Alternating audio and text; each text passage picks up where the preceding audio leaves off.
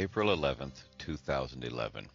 This is the most recent communication from Pulitzer Prize nominee Richard S. Lowry, SyndicatedNews.net's political commentator aboard the USS Bataan, which is underway in the Atlantic.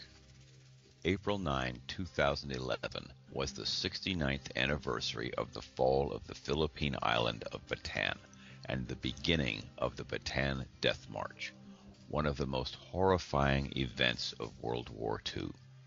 The brave men on Bataan had been under siege since the December 7th attack on Pearl Harbor. They held as long as they could without resupply or reinforcement. Low on food and ammunition, and facing impossible odds, they finally were forced to surrender. The survivors were marched 67 miles to their prison. When the sick and wounded dropped out of line, they were shot or bayoneted by their captors. Many did not survive the march, and more died in captivity. The 4,500 men and women aboard the USS Bataan held a moment of silence on April 9th in remembrance of that fateful day in history. It was the first time the ship has been quiet since my arrival 11 days ago. The USS Bataan, LHD-5, serves our nation today as the finest amphibious landing ship in the U.S. Navy.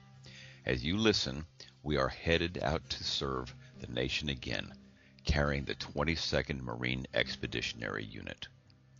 Since our arrival on board, our days have been filled with exercises of every sort.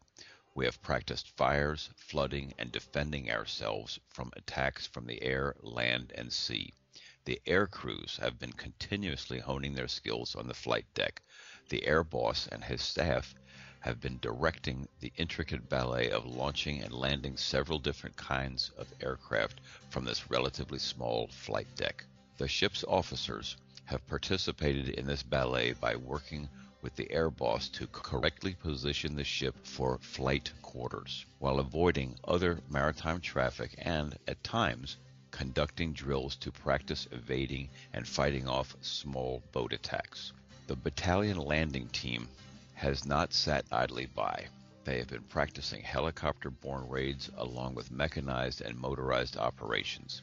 These exercises include launching and retrieving our amphibious aircraft, further complicating the air operations and maneuvering of the ship.